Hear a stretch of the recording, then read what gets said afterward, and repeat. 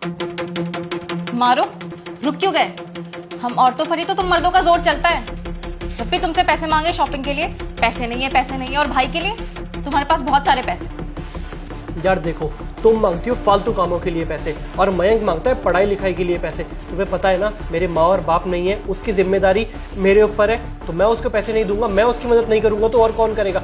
और तुम्हें क्यों पैसे चाहिए? शॉपिंग करने के लिए और ऐशो आराम के लिए। अगर तुम एक महीने शॉपिंग नहीं करोगी ना तो मर नहीं जाओगी। अच्छा, तुम मुझसे शादी क्यों की जब यही सब करना था मेरे साथ?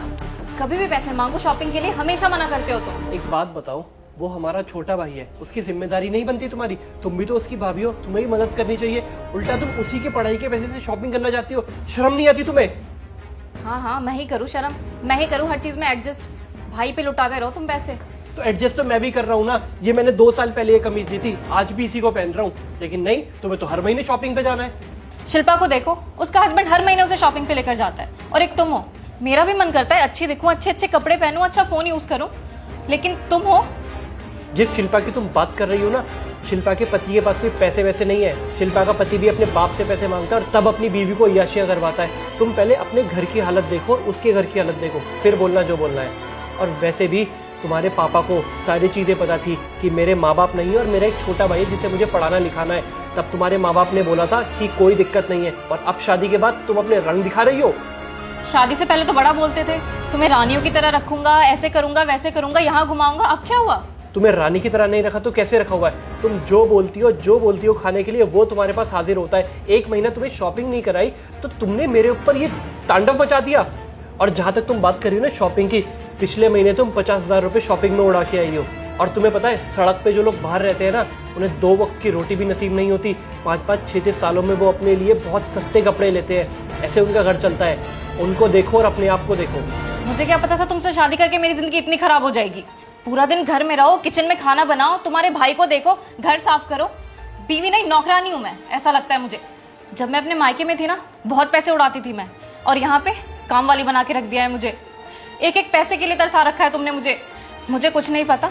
मुझे पैसे दे रहे हो तो दो, मैं अपने फ्रेंड्स के साथ बाहर जा रही हूँ, नहीं तो मेरे पास और भी रास्ते हैं। मेरे पास तुम्हारी फालतू ख्वाहिशों के लिए एक पैसा नहीं है, ठीक है ना? और तुम्हारे पास जो भी तरीका है तुम मुझसे पैसे ले सकती हो और शॉपिंग कर सकती हो। भैया मेरे को पैसे चाहिए किताबों के लिए। ये ले, सारे ही ले जाओ। ठीक है भैया।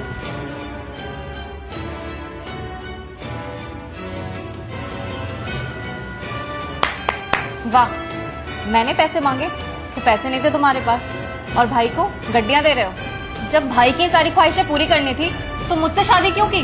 उसी के साथ रह लेते, वही रोटियां बनाकर खिला देता तुम्हें।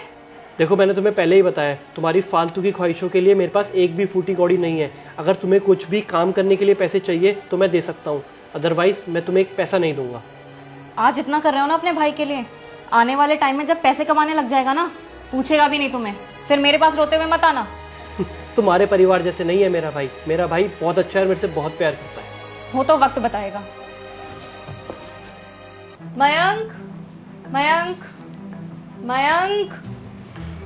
हाँ भाभी। वो मेरे पैरों में दर्द हो रहा है, मेरे पैर दबा दोगे क्या? ठीक है भाभी।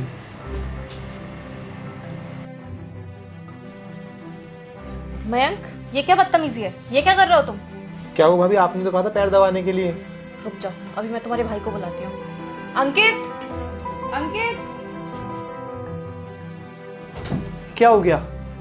ये देखो, तुम्हारा भाई मेरे साथ बदतमीजी कर रहा है। इसकी इतनी हिम्मत हो गई अब।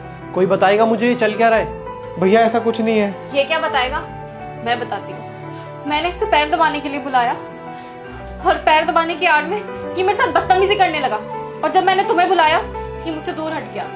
मयंक, ये तेरी भाभी क्या बोल रही है? नहीं भैया, ऐसा कुछ नहीं है। देखो सोनाली, ये बात मैं कतई नहीं मान सकता कि मयंक ने तुम्हारे साथ ऐसा किया होगा, क्योंकि मयंक तो तुम्हें अपनी माँ की तरह मानता है। छोड़ो यार, तुमसे तो बोलना ही बेकार है। देखो सोनाली, मयंक चाहे कैसा भी हो, लेकिन वो तुम्हें अपनी माँ की तरह मानता है।